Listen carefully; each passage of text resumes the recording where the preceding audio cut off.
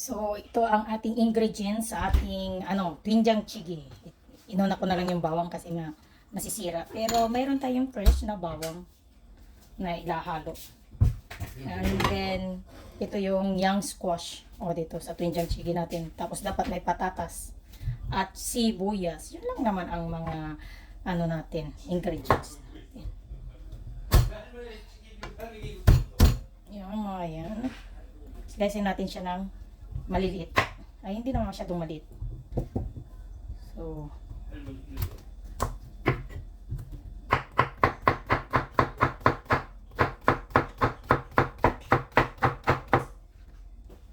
maraming gulay. Masarap.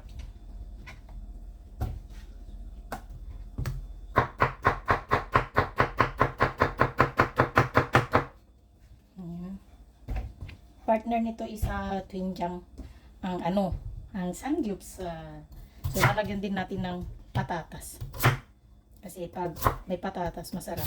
Para yung sabaw natin is malapot dahil sa patatas. Oh! Umano na naman yung kamay ko na parang walang pakialam.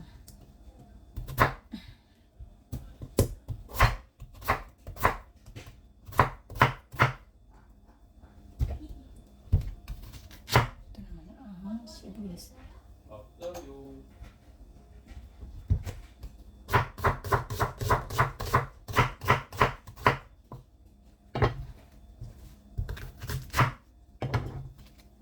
Sabay natin ihulog ang ating mga ilalagay pag kumulo na.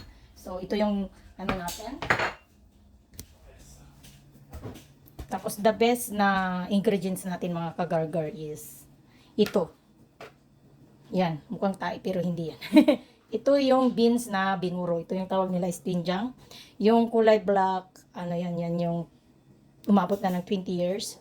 And then, itong yellow pa, brown pa is wala pang mga magdadalawang taon pa lang. So, magkaiba ang kulay nila. Kaya, pinaghahalo ko. So, ngayon ay kumukulo na yung ating pinakulong dilis. Ito yung, saan ba yung dilis natin? Mga ilang piraso lang yung nilagay nating dilis. Hindi natin mahanap yung iba. Ayan. So, ngayon ay nakulo na natin. Ilalagyan natin ng, yung nga sinasabi kong doenjang. Dahil marami tayong sabaw. Isang kutsara na doenjang. Pag medyo nakulangan, pwede nyo naman lagyan ulit. Pag mamaya ko lagyan ulit kung alam kong matabang. Tapos natin. Pino naman siya kaya hindi ko na siya sinala. Ayan.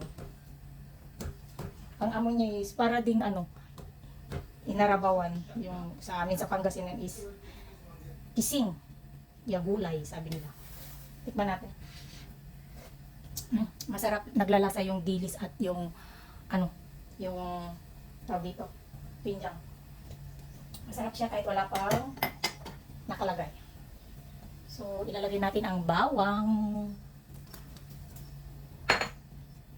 at yung gulay natin ay ni-slice. Sabay-sabay na para sabay-sabay na rin maluto. Marami nga tayong ni-slice ko eh. Hindi magkasya sa aking kaserola.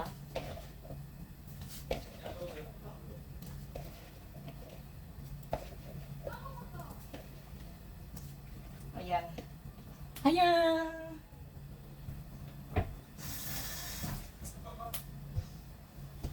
Tapos lagyan natin din ng pampalasa. Yung bitchin nila dito sa Korea.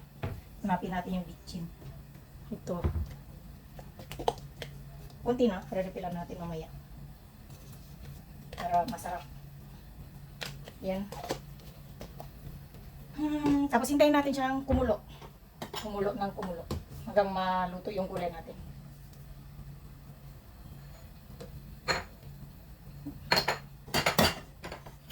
Kainahin natin yung apoy. Dahil mas masarap pag hindi na bigla. Para manuot yung lasa. So yun lang. Hintayin natin maluto. Tapos na. Anyang! Tingnan natin kung okay na siyang lagyan ng spring onion. Lalagyan natin ng spring onion kasi. So, nyo nakita na kinuha ko doon sa garden. Ito yung spring onion natin. At ilalagay natin. Pero tatanggalin muna natin ang ating nakaibabaw na sabaw. Para Hindi naman, ano. Tagalin natin yung konti niya.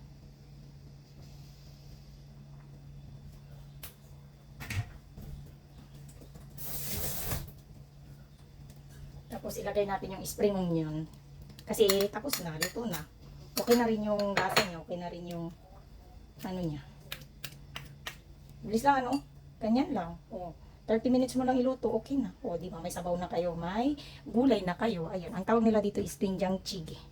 So yun lang, napakadali ano, ang ulam nila dito sa Korea. Ano? Yun lang oh.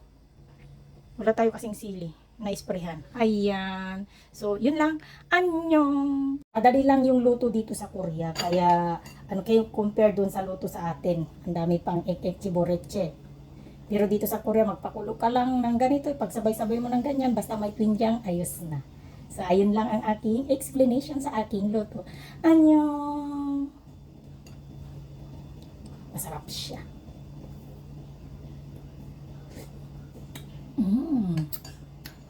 Yummy.